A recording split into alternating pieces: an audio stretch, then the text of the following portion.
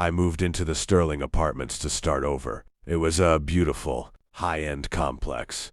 But beauty can be a mask for something ugly. The first week was peaceful. I made friends with the neighbors. Everything seemed perfect until the third night. I was getting ready for bed when I heard a sound. A soft, rhythmic thumping coming from the hallway. It sounded like someone was running, but the footsteps were too light, too fast. I looked through the peephole. The hallway was empty. The yellow lights flickered, casting long, dancing shadows on the carpet. I shrugged it off. Maybe it was just the pipes. But then it happened again, every night. The running, followed by a faint, high-pitched giggling. It sounded like children. But there were nitrogen monoxide children living on my floor. I decided to ignore it. If you don't feed the fear, it dies. That's what I told myself. I was wrong. Fear doesn't die. It hunts. One Tuesday afternoon, I received an email from the building manager. The subject line was just 2 words: urgent meeting. I walked into her office. She looked different. Her skin was pale. Her hands were trembling. She didn't say a word. She just pointed at the security monitor. "Watch this," she whispered. The footage was from my hallway. The timestamp said, I saw my door, and then 2 small figures emerged from the shadows. They were wearing dark, oversized hoodies. You couldn't see their faces. They didn't walk. They skipped. They stopped right in front of my door. For 10 minutes. They didn't move. They just stood there, inches away from the wood. Then, the one on the left reached out. Slowly, very slowly, it began to turn my doorknob. Jiggle. Jiggle. Jiggle. My heart felt like it was going to explode.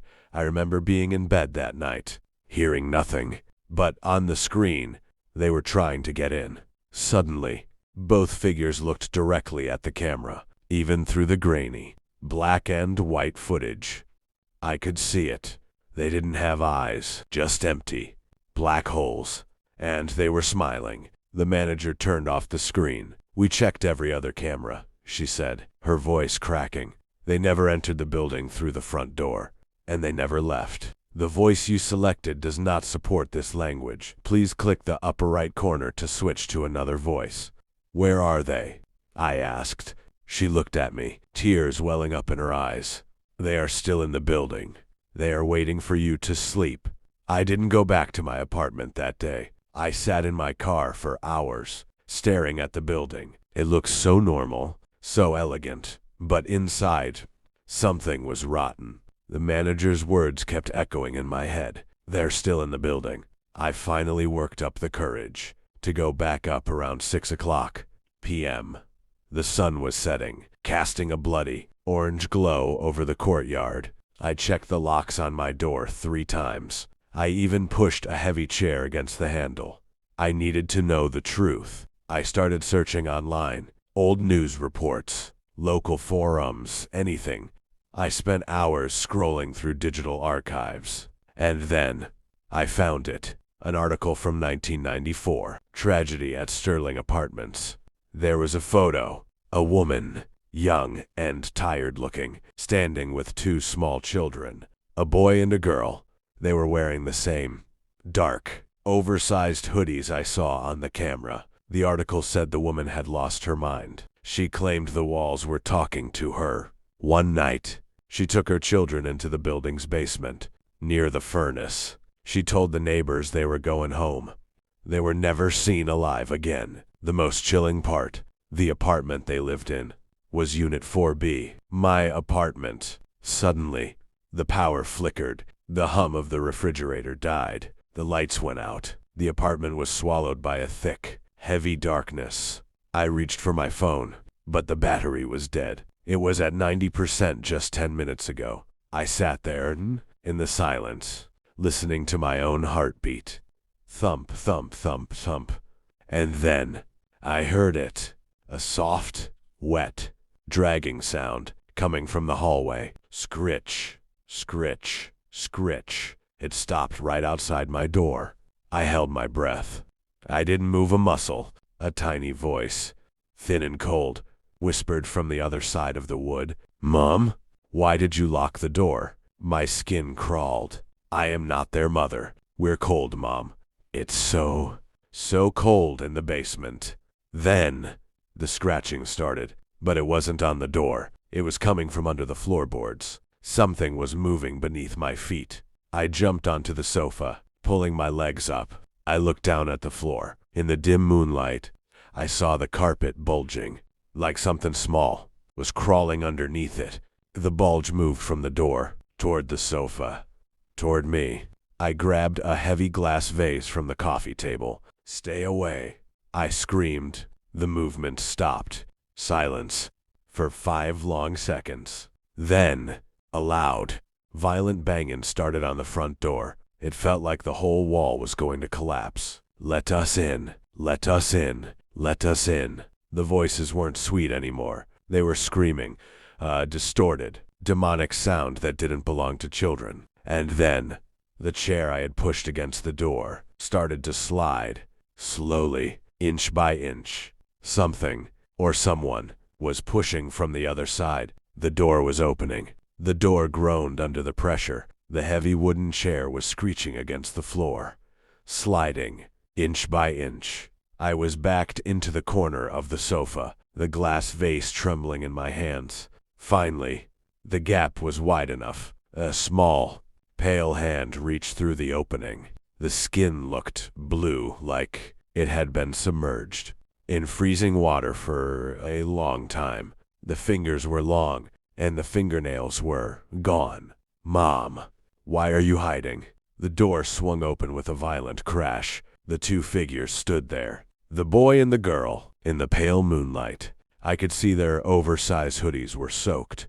Water was dripping from them, forming a dark pool on my carpet. Drip, drip, drip. But it wasn't water. It was thick and black and smelled like oil. They didn't have faces, just a smooth, pale surface where eyes and noses should be. Only a wide, jagged slit for a mouth. The boy stepped forward. His movements were jerky, like a broken puppet. "We found the way back," he hissed. "The furnace didn't keep us. He just made us stronger." I threw the vase at him. It shattered against his chest. But he didn't even flinch. He didn't feel pain. Suddenly, the girl began to giggle. That same, high-pitched, soul-piercing sound from the hallway. She pointed her small, blue finger at the floor. I looked down. The carpet wasn't just bulging anymore. It was tearing. The floorboards were snapping like dry twigs. Something was rising from the floor. A third figure. It was tall, thin. Its limbs were unnaturally long, bent at impossible angles. It was wearing a tattered, burnt dress. The mother. She didn't have a face either. But her mouth. It opened so wide it reached her chest. "You're in our bed," she rasped. I realized then, they weren't just haunting the building. They were reclaiming their home. The mother lunged at me, her long, bony fingers reaching for my throat. I dived to the side, crashing into the coffee table. I scrambled toward the kitchen, the only place left to run. But as I reached the counter, I felt a cold, wet grip on my ankle. It was the boy. He was under the table, his jagged mouth twisted into a grin. "Don't go. Mom is making dinner." He pulled my leg, and I slammed face first onto the tiles. I could hear the mother's heavy, dragging footsteps approaching. I looked up and saw her standing over me. She held a rusted, blackened kitchen knife, the same one from the news report. "Time to sleep," she whispered. I kicked the boy in the face and rolled under the counter. My hand hit something cold, something metal. My lighter. I had left it there after lighting a candle earlier. I looked at the black oil dripping from their bodies. It was flammable. I knew it. The mother reached under the counter, her claws scratching the wood. "I found you," she hissed. I flicked the lighter. The small flame danced in the dark, reflecting in her empty, black sockets. "No," I whispered. "I found you." I didn't hesitate. I dropped the flickering lighter straight into the pool of black oil at the mother's feet. WHOOSH. The flames exploded, climbing up her tattered dress like hungry shadows. The scream that came out of her mouth, it wasn't human. It was a high-pitched, metallic shriek that shattered every window in the kitchen. The two children backed away, their jagged mouths opening in terror. The black oil was like gasoline. In seconds, the kitchen was a wall of orange and red. The mother was thrashing in the fire, but she wasn't burning away. She was melting. Her long, bony limbs were turning into black smoke. Go, run, I screamed at myself. I scrambled through the smoke, my eyes stinging, my lungs gasping for air. I reached the front door, but the two hooded children were standing there. They weren't screaming. They were just watching me. You can't leave, the girl whispered. The fire is our home now, and you're our guest. The flames were spreading across the ceiling, dripping down like liquid fire. I grabbed the heavy chair that was still near the door. With one final, desperate burst of energy, I swung at the children. It passed right through them, like they were made of mist, but it hit the door, knocking it wide open. I didn't look back. I sprinted into the hallway. Behind me, I heard the mother's voice one last time. We will always have a quay. I ran down the stairs, tripping, falling, but never stopping. I burst out of the building's front entrance, collapsing onto the wet grass of the courtyard.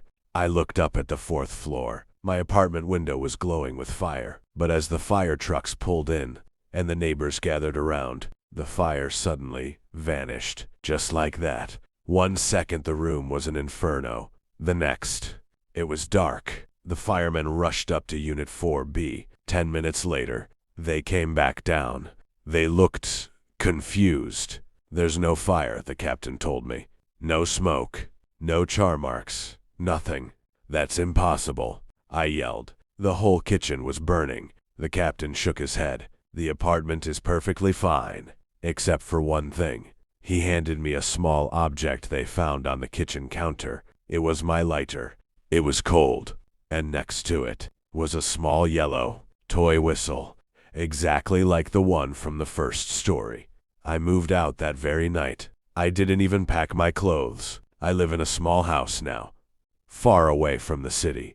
No hallways, no neighbors, but every morning, when I checked my front door, I find a small, wet, black footprint on the welcome mat, a child's footprint. And sometimes, when I look in the mirror, I see a faint, black oil stain on my neck, in the shape of a hand. They didn't want me to die in that fire. They wanted me to carry them out. And now, wherever I go, they're already there, skipping in the shadows, waiting for the lights to flicker, because some doors, once opened, can never be closed.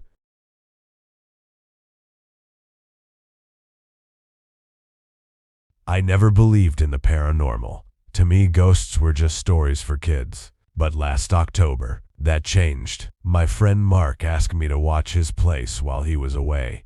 A huge, isolated house, deep in the woods of Maine. It was quiet, too quiet. The first night was fine, but on the second night, at exactly Shamwasendit, I heard it, a scratching sound, coming from behind the basement door. I looked at Mark's dog, a brave German shepherd. He was trembling. His eyes were locked on that door, his fur standing on end. He didn't bark. He whispered a growl. I grabbed a flashlight. My hand was shaking as I reached for the knob. The air around the door felt ice cold. I opened it, and a smell hit me. It was the smell of something rotten, something dead. I shined the light down the stairs, into the darkness. Is anyone there? Silence. I stepped down, one stair at a time. The wood creaked under my feet, screaming in the silence. Suddenly, the basement door slammed shut behind me. I was trapped. I turned my flashlight toward the corner, and my heart stopped. There was a chair in the middle of the room. It wasn't there before. And on that chair sat a small, neon pink note. But I was alone in the house. Right. I stood there, frozen. My breath came out in ragged gasps, turning into mist in the freezing air. How could a note appear? On a chair, in a locked basement? I approached the chair, every step feeling like a mile. The floorboards beneath me felt hollow. I reached out. My fingers brushed the pink paper. It felt damp, cold. The handwriting was jagged, like someone had struggled to hold the pen. It said, "You forgot to lock the window." My blood turned to ice. I hadn't opened a single window since I arrived. I looked up at the tiny, rectangular basement window near the ceiling. It was latched, bolted. Suddenly, a heavy thud came from the floor directly above me. The kitchen. Something was walking.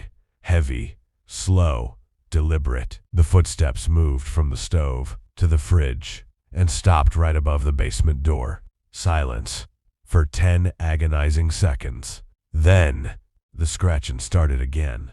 Not from the basement, but from the other side of the door. Something was trying to get in. I scrambled back, hitting a stack of old cardboard boxes. They tumbled over, crashing into the dark corners. The scratching stopped.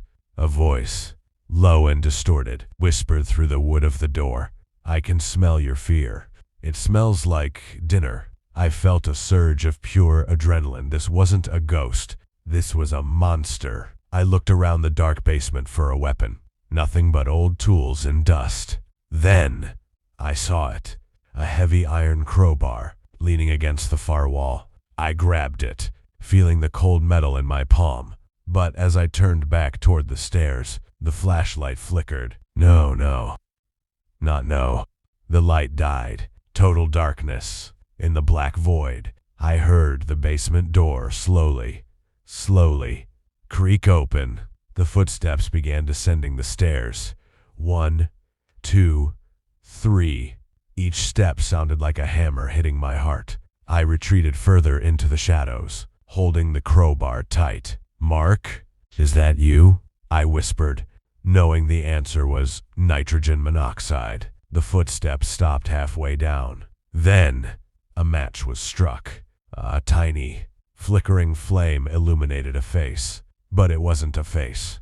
It was a nisk, a twisted yellow, smiling mask. The figure held the match close to its eyes, and I realized it wasn't looking at me. It was looking at the dog, who was now trapped in the corner, whimpering. "Found you," the masked figure hissed. What did he want with the dog? And why was he wearing that mask? The match flickered out, plunging us back into the abyss. "The voice you selected does not support this language. Please click the upper right corner to switch to another voice." My heart was racing. I could hear the dog's frantic breathing in the corner, and those heavy, slow footsteps resuming their descent. Crick, crick, crick. The figure was now on the basement floor.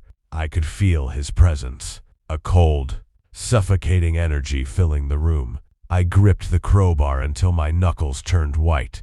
Suddenly, the smell returned. That rotten, metallic stench. It was coming from him. I reached into my pocket and fumbled for my phone. My hands were shaking so hard I almost dropped it. I swiped the screen, the bright LED light cutting through the dark like a blade. The figure was standing only 3 feet away. That yellow mask. It wasn't plastic. It looked like old, wrinkled skin. He was holding a long, rusted blade. "Stay back," I screamed, swinging the crowbar wildly. The figure didn't flinch. He just tilted his head, like a curious animal. "You're not the one I'm looking for," he whispered. His voice sounded like sandpaper on wood. He turned his gaze toward the dog. The German Shepherd let out a sharp, painful yelp. I didn't think. I lunged forward. I swung the crowbar at the figure's head, but he was fast. He dodged the blow and shoved me into the wall. My head hit the concrete. Hard. Everything went blurry. I saw stars, and then darkness. I don't know how long I was out. When I opened my eyes, the basement was silent. The cold was gone. The smell was gone. I scrambled to my feet, searching for the dog. Duke. I found him under the workbench. He was alive, but he was shivering, and on his collar, tucked into the metal buckle, was another neon pink note. I pulled it out. My heart nearly stopped when I read the words. It said, "He tastes better when he's scared." I realized then, this wasn't a robbery. This was a game. I grabbed Duke by the collar and ran up the stairs. I didn't care about my belongings. I just needed to get out. I reached the kitchen, but the back door was wide open. The cool night air was blowing in, and on the kitchen table, all of Mark's family photos had been turned face down. Every single one, except for one photo in the center. It was a picture of Mark, but his face had been scratched out with a knife. And next to the photo was a small yellow toy whistle. I heard a faint sound coming from the woods outside. A whistle, high-pitched, eerie, the exact same sound the toy would make. He was out there, waiting for me to run. But then I remembered, Mark was coming home tonight, and he had nitrogen monoxide idea. What was waiting for him in the shadows? I had to warn him, but my phone was still in the basement, and the whistling was getting closer. The whistling was sharp, like a needle piercing the night air. It was coming from the edge of the woods, right where the porch lights ended and the shadows began. I looked at the kitchen clock. 11:45 p.m. Mark would be pulling into the driveway in minutes. I couldn't leave him to walk into a trap. I looked at Duke. The dog was staring at the open door, his body stiff, his tail tucked. "Stay here, Duke," I whispered. I had to get my phone. I had to call the police, but my phone was down there, in the dark, in the basement. I looked at the basement door. It was like a gaping mouth, waiting to swallow me whole. I gripped the crowbar. My palms were sweaty. I stepped back into the basement stairs. Each step felt like a death sentence. I reached the bottom and shined the kitchen light down as far as it could reach. There, near the workbench, my phone's screen was glowing. A notification. I ran for it. I grabbed the phone and saw a text from an unknown number. It was a photo, taken from the basement window, looking at me while I was unconscious. The caption read, "Tick-tock." Suddenly, a loud crash came from the driveway. A car door. Mark was home. "No," I screamed, but my voice felt stuck in my throat. I sprinted up the stairs, my lungs burning. I reached the kitchen just as Mark was walking through the front door. "Hey man, why is the back door open?" Mark asked, a confused smile on his face. "Mark, hey, get out now," I yelled, pointing at the woods. Mark froze. He looked in my face, then at the crowbar in my hand. "What happened? Why are you bleeding?" Before I could answer, the toy whistle sounded again, but this time, it was inside the house. It came from the hallway behind Mark. We both turned. Silence. Then, the sound of heavy boots on the hardwood floor. A figure stepped out of the shadows. It was him. The yellow mask was now stained with something dark, something red. He wasn't running. He was walking, slow, calm. "Mark, run to the car." I shoved Mark toward the door, but Mark didn't move. He was staring at the figure, his face pale as a ghost. "Dad? Is that you?" Mark whispered. My heart stopped. "Dad?" The figure stopped walking. He slowly reached up and pulled off the yellow mask. Underneath was the face of an old man, but his eyes, they were empty, devoid of life. He looked at Mark, and then he looked at the neon pink note in his other hand. "The game is over, son," the old man said. His voice wasn't a whisper anymore. It was a roar. He lunged at Mark with the rusted blade. I swung the crowbar with everything I had. The metal connected with his shoulder. A sickening sear filled the room. The old man fell, but he didn't scream. He started to Yuja, a low, bubbling, demonic laugh.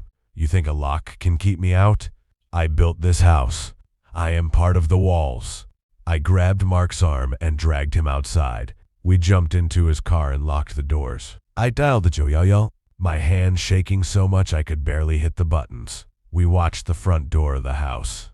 The old man walked out onto the porch. He didn't chase us. He just stood there, in the moonlight, holding that yellow mask. He waved at us. A slow, mocking wave, and then he vanished. Not into the woods, not into the shadows. He just disappeared, like he was never there at all. When the police arrived, the house was empty. No sign of an intruder. No broken windows. No blood. The only thing they found was in the basement. A single neon pink sticky note stuck to the center of the floor. It said, "See you in your dreams." Mark never went back to that house. He sold it for half the price a week later. But sometimes, late at night, when I'm alone in my own apartment, I hear a faint, high-pitched whistle coming from the hallway, and I realize some games never end. I've always been a creature of habit. Same coffee, same route to work, same boring retail job. Maybe that's why I didn't think much of it at first. It was a Tuesday afternoon. I was walking to my car after a long shift, and there it was, a neon pink sticky note stuck right to my driver's side door handle. I picked it up. The handwriting was neat, almost elegant. It said, "You looked tired today. Hope you have an amazing evening." There was a small smiley face sticker at the bottom. I looked around the parking lot. It was nearly empty, just a few cars under the dim, flickering street lights. I felt a weird mix of confusion and, honestly, a little bit of flattery.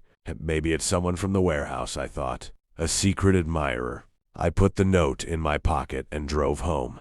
The next day, it happened again. Same spot. Same neon pink paper. This one said, "I like that blue shirt on you. It matches your eyes." My heart skipped a beat.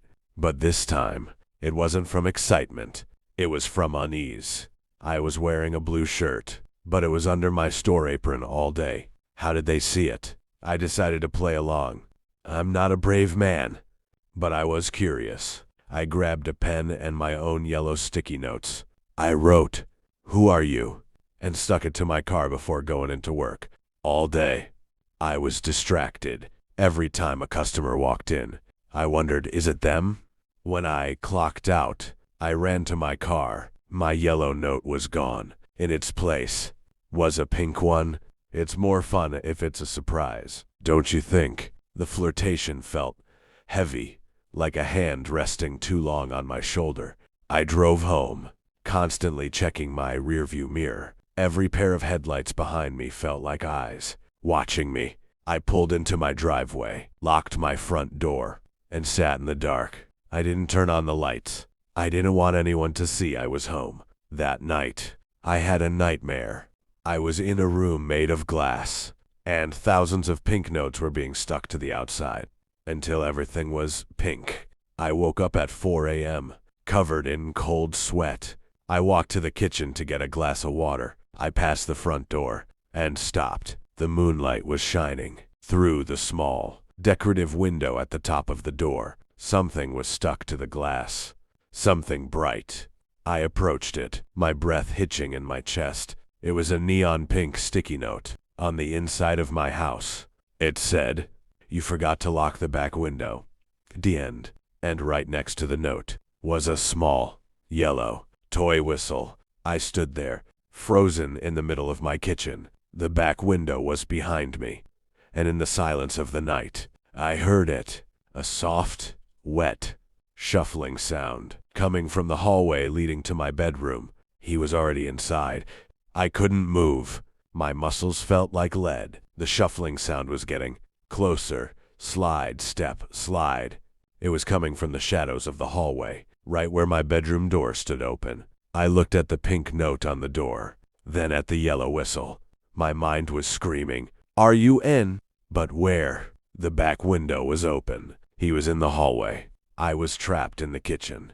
I slowly reached behind me, my fingers searching the counter. I gripped the handle of a heavy cast iron skillet. It was the only weapon I had. Then, a voice. A whisper that sounded like dry leaves scraping on concrete. "Don't be scared. I just wanted to see if you look the same." When you're awake, a figure emerged from the dark. He was tall, unnaturally thin. He was wearing a dark rain jacket, despite the dry night. But it was his face that made my heart stop. He was wearing a mizka, not a monster mask. It was a human face mask, made of cold, white plastic. The eyes were just empty, black slits. "Who are you?" I managed to choke out, raising the skillet. The man stopped. He tilted his head to the side, looking at the skillet. He didn't answer. Instead, he reached into his pocket. I flinched, expecting a knife. But he pulled out a stack of neon pink sticky notes. He slowly peeled one off and stuck it to his own forehead. Even in the dim light, I could read the bold, black letters. It said, "I'm your best friend. You're insane," I yelled. I lunged forward, swinging the skillet with everything I had. But the man was fast. He stepped back into the shadows of the hallway, and the skillet hit the door frame with a deafening clang. I scrambled for the front door, fumbling with the deadbolt. My hands were shaking. The key wouldn't turn.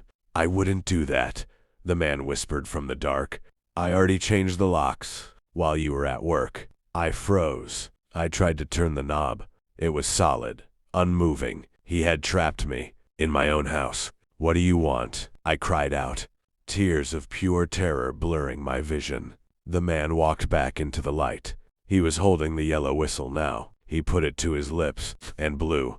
The sound was high-pitched, piercing, eerie, and then, from the other side of the front door, I heard a response, another whistle, and then another. There wasn't just one of them. There was a whole crowd outside my door. The sound of the whistles. It was deafening. It wasn't just a noise. It was a signal. I backed away from the door, my heart hammering against my ribs like a trapped bird. "Who is out there?" I screamed. "What do you want?" The man in the white mask didn't answer. He just stood there, perfectly still, the pink note still stuck to his forehead. Suddenly, a heavy thud hit the front door. Then another. It sounded like dozens of hands, slapping against the wood. Slap, slap, slap. "We just want to be special, like you," the man whispered. He reached out and grabbed my arm. His grip was like a vice, cold, strong. I swung the skillet again, but he caught my wrist midair. "Don't be rude. Our guests are waiting." He dragged me toward the front door. I fought. I kicked. I bit his hand, but he didn't even make a sound. He reached for the deadbolt, the same deadbolt that wouldn't turn for me. With one finger, he flicked it. K. The door swung open, and the cold night air rushed in. I looked out into my front yard. There were at least 20 of them, men, women, even small figures. Every single one of them was wearing a white, plastic, human mask, and every single one of them had a neon pink note stuck to their chest. In the moonlight, I could read some of them. Chosen, Watcher, Believer. They all held yellow whistles in their hands. The man in the rain jacket shoved me out onto the porch. "Behold," he shouted to the crowd, "the one who ignores the signs." The crowd fell silent. They all stared at me, 20 pairs of empty, black slits, watching my every breath. Then, they all reached into their pockets at the exact same time. They pulled out more pink notes. They began to walk toward me, slow, robotic, deliberate. "Stay back. I'm calling the police." I reached for my phone, but my pocket was empty. I remembered now. My phone was still on the kitchen counter. One by one, they reached me. They didn't hit me. They didn't grab me. They started sticking the notes on my clothes, my arms, my face. "I see you. You're ours. Never alone." I tried to peel them off, but there were too many. The paper felt like it was burning my skin. "Why me?" I sobbed, fallen to my knees on the porch. The man in the rain jacket knelt down next to me. He leaned in close, his plastic mask touching my ear. "Because," he whispered, "you were the only one who replied." Then, he stood up and blew the yellow whistle one last time. The crowd turned and began to walk away, disappearing into the fog of the street. I sat there, covered in pink paper, gasping for air. I thought it was over. I thought they were leaving. But then, I looked down at the last note stuck to my hand. It wasn't a message. It was a map of my basement. And there was a large red cross over the exact spot where I had hidden my spare key. I looked back at the front door. The man in the rain jacket was gone. But the door wasn't empty. Standing there, in the hallway, was the girl from the second story. She was holding a yellow whistle, and she was smiling. The girl's reflection in the hallway mirror was wrong. She was there, but she wasn't. Her body was a shimmering, dark mist. I looked at the map in my hand, then back at her. "You're not real," I stammered, my voice cracking. "None of this is real." The girl tilted her head. She raised the yellow whistle to her jagged mouth, but no sound came out. Instead, the walls began to bleed. Black, oily liquid started seeping from behind the wallpaper, the same oil from the Sterling apartments. I scrambled to my feet, peeling the pink notes off my skin as fast as I could, but they were stuck like SBS. Every time I pulled one off, it felt like I was tearing my own flesh. I looked back at the yard. The crowd in white masks was gone. The street was empty. But then I saw it. A single neon pink trail leading from my porch down into the basement. I didn't want to go. I wanted to run into the street and never look back. But my legs moved on their own, like I was a puppet on a string. I walked through the house, past the girl in the hallway. As I passed her, she whispered, "The basement is where the truth hides." I reached the basement door. It was already open. I descended the stairs, each step creaking in a way that sounded like laughter. The basement was cold, freezing, and in the center of the room was the chair from the first story. The man in the rain jacket was sitting there. He had taken off his white mask, but he didn't have a face.